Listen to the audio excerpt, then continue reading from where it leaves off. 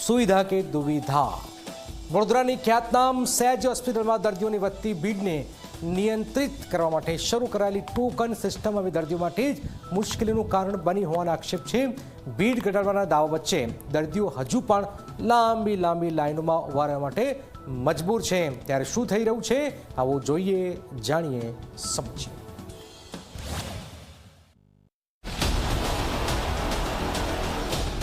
નવા અને જૂના કેસો માટે ટોકન ફરજિયાત છે।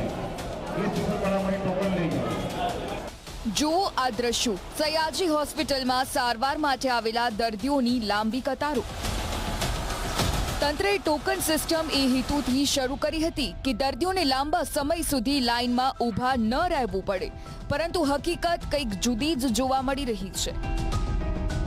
ટોકન સિસ્ટમથી ઉડતી મુશ્કેલી વધી ગઈ છે। સિનિયર સિટીઝન હોય એનાથી ઊભું રહેવાય નહીં, એના માટે અલગ ટોકન સિસ્ટમ રાખવી જોઈએ। કેસ પેપરમાં સિક્કો મરાવવા જવાનો, ટોકન લેવાનો, પછી કહે છે તમે સિક્કો મરાવવા જાઓ। એ લોકો બારીનો નંબર લખેલો હોય છે તો આપણે 1 નંબર પર જઈએ તો કે તમારો 2 નંબરનો સિક્કો મારેલો છે, તમારે 2 નંબર પર ટોકન લઈને જવું પડશે। આવી રીતે ધક્કા જ ખાવા પડે છે। એના કરતાં પહેલાં જે સિસ્ટમ ચાલતી હતી એ સારામાં સારી હતી। ખાલી જૂનો કેસ હોય અને સિક્કો મરાવાનો, લાઇનમાં જઈને ઊભા રહીએ એટલે સિક્કો મારી જતો હતો અને પછી ત્યાં ડૉક્ટર પાસે જવાનું હોય છે। દર્દીઓનું કહેવું છે કે પહેલા ટોકન મેળવવા માટે લાઇન, ત્યારબાદ રજીસ્ટ્રેશન માટે બીજી લાઇન અને અંતે તબીબી તપાસ માટે ફરી એક વખત લાંબી રાહ જોવી પડે છે। એટલે કે ટોકન મળ્યા બાદ પણ દર્દીઓની રાહ ઓછી થવાને બદલે વધુ લાંબી બની ગઈ છે। ટોકન સિસ્ટમ એના અંદર સારી તો છે, પણ એના અંદર એક પ્રશ્ન છે કે સિનિયર સિટીઝનની લાઈન આખી અલગ હોવી જોઈએ ને બીજા લોકો છે જે સિનિયર સિટીઝનમાં નહીં આવતા એમની સુવિધા અલગ હોવી જોઈએ। એના અંદર બધા લોકો હેરાન થાય છે।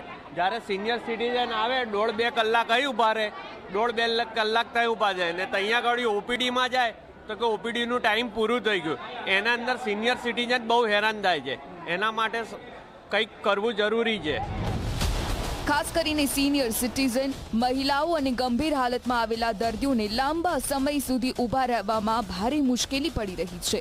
દર્દીઓ સવાલ ઉઠાવી રહ્યા છે કે જો ટોકન સિસ્ટમથી લાઇનમાં ઘટાડો જ ન થાય તો આ નવી વ્યવસ્થાનો ફાયદો શું?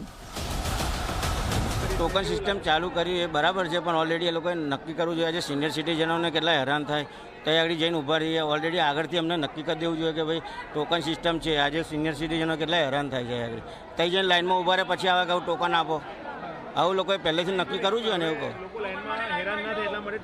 એ સારું કર્યું એમને, એ સારું કર્યું છે ટોકન માટેનું, પણ આજે કંઈ 1 કલાક ત્યાં ઊભો રહે પછી કે આવું ટોકન લઈને આવો, એમને પહેલેથી ત્યાંથી નક્કી કરી દેવું જોઈએ કે।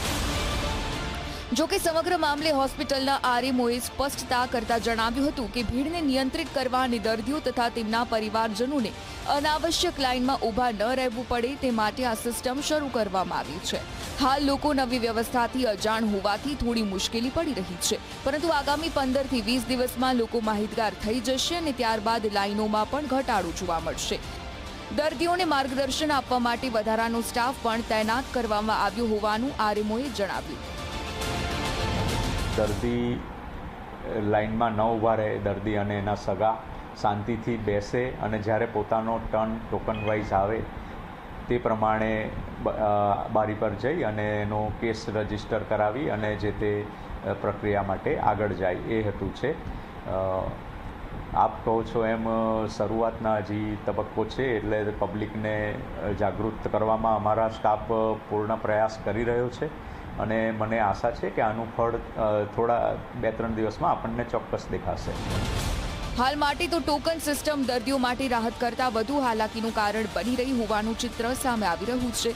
હવે સવાલ એ છે કે હોસ્પિટલ તંત્ર આ વ્યવસ્થામાં શું સુધારા કરે છે અને દર્દીઓને ખરેખર લાંબી લાઇનમાંથી ક્યારે મુક્તિ મળે છે તે જોવું રહ્યું। રવિ અગ્રવાલ, ઝી મીડિયા, વડોદરા।